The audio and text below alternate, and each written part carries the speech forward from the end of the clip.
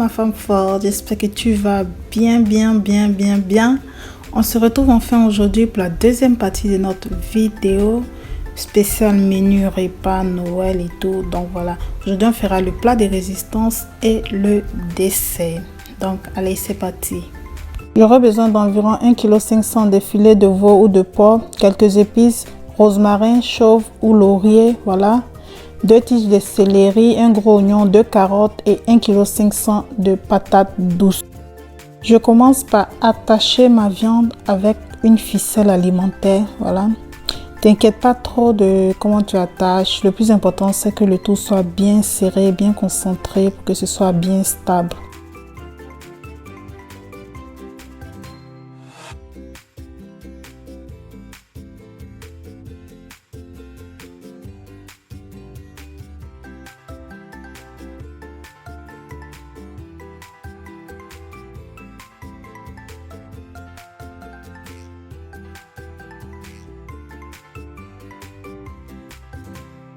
Je mets 50 g de beurre dans ma casserole. Une fois que mon beurre a fondu, j'ajoute mon huile d'olive et je vais mettre ma viande à l'intérieur. Je poivre bien à volonté et puis avec mes épices, je fais un petit bouquet avec la moitié de mes épices, disons. Je fais un petit bouquet que j'ai rajouté à ma viande. Voilà, je vais faire revenir tous les côtés de la viande pour que tous les côtés soient bien dorés.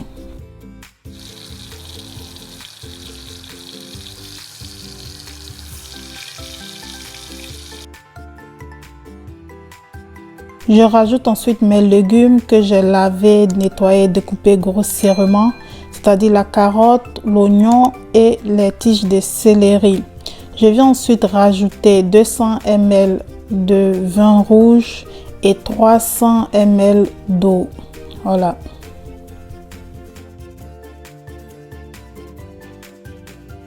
Je vais ensuite refermer ma casserole et laisser ma viande cuire pendant 1 heure à feu moyen. Pendant ce temps, je vais nettoyer, laver et découper mes patates douces. Il faut savoir que la patate douce a l'index glycémique beaucoup plus bas par rapport à la patate normale, à la pomme de terre normale si tu veux. Voilà pourquoi elle est beaucoup plus conseillée quand on est SOPK.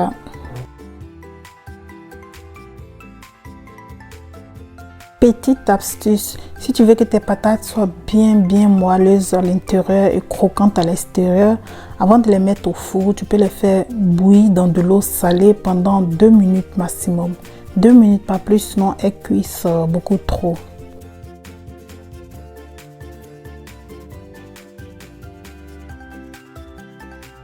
J'ai émincé quelques feuilles de sauge et de romarin, voilà, que je vais rajouter à mes patates avec un peu d'huile d'olive. Je vais bien mélanger et mettre tout ça au four à 200 degrés pour 10 minutes.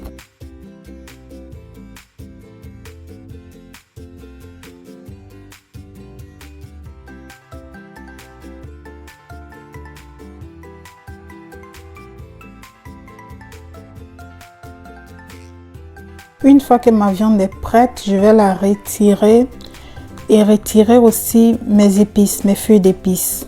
Voilà, je retire tout et je vais mixer les légumes pour former une petite crème qui va accompagner ma viande. Voilà. Ça ne se voit pas dans la vidéo, mais avant de mixer mes légumes pour former ma crème, je rajoutais du sel.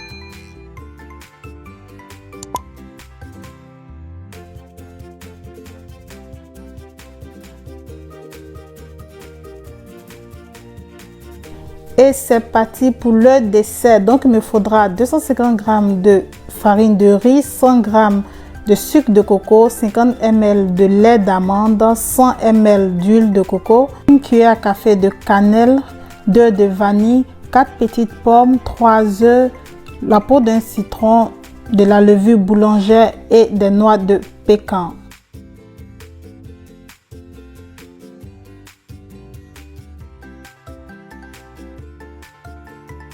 Je commence par battre mes œufs et mon sucre ensemble pour environ 10 minutes jusqu'à obtenir une texture crémeuse. Je rajoute ensuite mon huile de coco tout en continuant de battre mon mélange. Je rajoute ensuite la cannelle, la vanille et la peau de citron que je vais venir directement gratter dans mon mélange.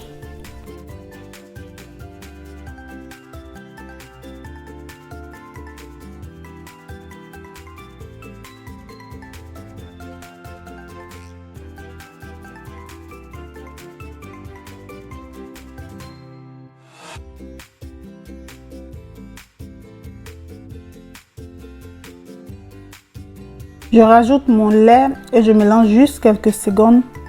Ensuite, j'ajoute ma farine et ma levure dans une passoire comme ça, que je vais venir passer directement dans mon assiette et mélanger le tout.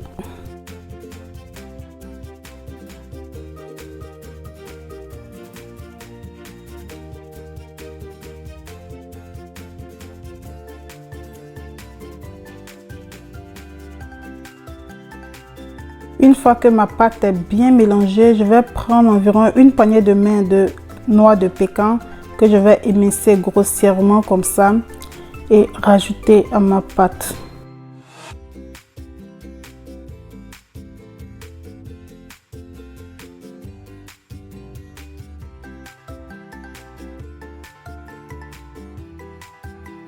Je prends par la suite une pomme que je vais éplucher, découper en petits dés et rajouter à la pâte également. Voilà. Ensuite, je vais mélanger tout ça.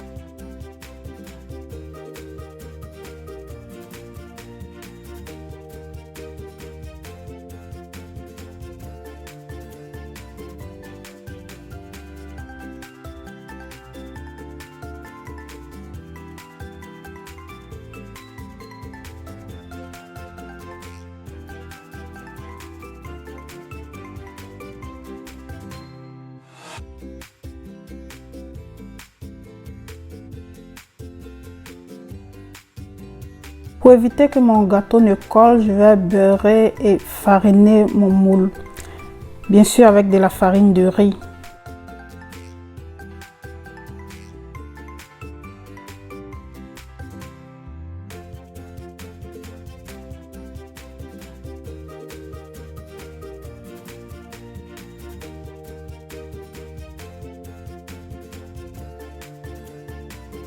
Je prends ensuite le reste de mes pommes, c'est-à-dire les 3 autres pommes que je vais venir nettoyer et éplucher comme la première. Mais cette fois-ci, je vais les découper en julienne, c'est-à-dire verticalement.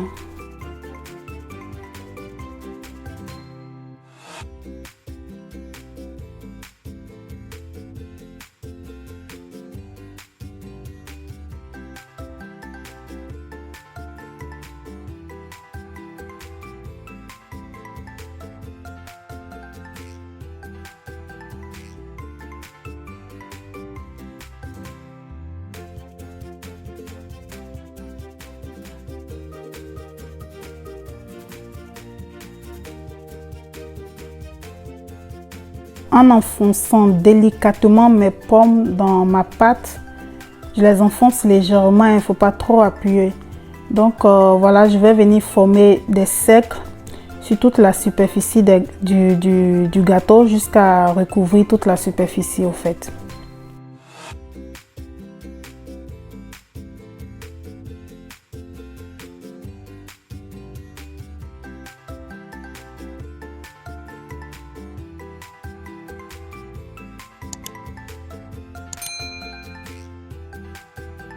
Je recouvre ensuite mon gâteau de quelques noix de pécan.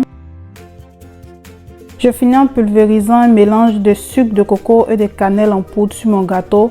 Une cuillère à soupe de sucre de coco et une cuillère à soupe de cannelle. Je mélange tout et je mets ça sur mon gâteau. Je vais ensuite enfourrer pour 45 minutes à 180 degrés. Voilà donc le résultat. Ce gâteau est vraiment une tuerie. Voilà, je te le conseille vivement. Allez, je te fais de gros bisous et je te dis à la semaine prochaine pour une nouvelle vidéo. Ciao, ciao!